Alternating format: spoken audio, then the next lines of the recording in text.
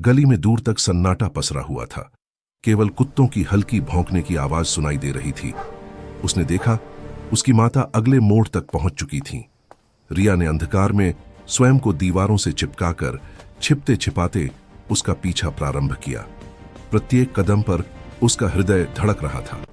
गांव की कच्ची सड़कों से होती हुई उसकी माता अब पुराने भग्नावशेष की ओर बढ़ रही थी। आखिर मां भग्नावशेष की ओर क्यों जा रही है?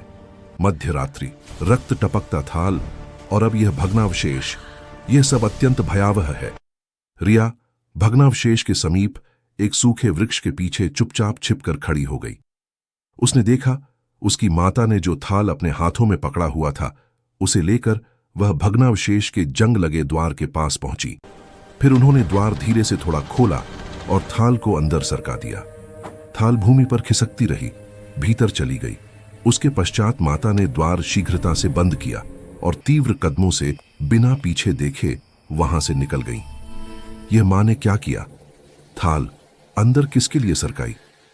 अब तो मुझे पूर्ण विश्वास हो गया है कि मां हमसे कुछ अत्यंत महत्वपूर्ण छिपा रही हैं।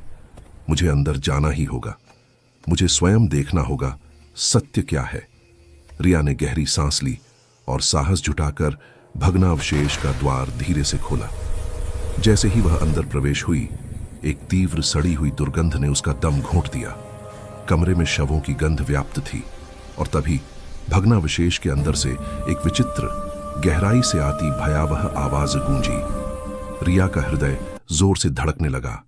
नेत्र कुछ देख नहीं पा रहे थे, लेकिन उसे अनुभव हुआ कि कुछ भारी उसकी ओर अत्यंत तीव्रता से आ रहा है। अगले ही क्षण एक झटके से किसी ने बाहर से उसका हाथ पकड़ा और पूर्ण शक्ति से खींचकर उसे भग्नावशेष से बाहर ले आया। द्वार पीछे से जोर से बंद हो गया। उसने देखा, उसका हाथ पकड़कर खींचने वाली उसकी माता थी। सत्य का उद्घाटन। मस्तिष्क खराब हो गया है क्या तेरा? यदि एक क्षण भी और रुकती वहां तो वह समाप्त कर देता तुझे। कौन मां? कौन समाप्त कर देता मुझे? और आखिर तुम यहां करने क्या आई थी? मैंने देखा तुम्हें। तुमने भग्नावशेष का द्वार खोलकर वह थाल अंदर रखा, लेकिन आखिर किसके लिए तुमने वह सब किया? और मैं जानती हूं यह तुमने प्रथम बार नहीं किया। बताओ मां, मुझे सत्य जानना है। क्या यह सब पिताजी की मृत्यु से संबंधित है? मैं अभी तुझे कुछ नहीं बता सकती। रात्रि का समय है और यह क्षेत्र सुरक्षित नहीं है। तू घर चल, पहले वहां वार्तालाप करेंगे। प्रिया रिया को घर लेकर आई।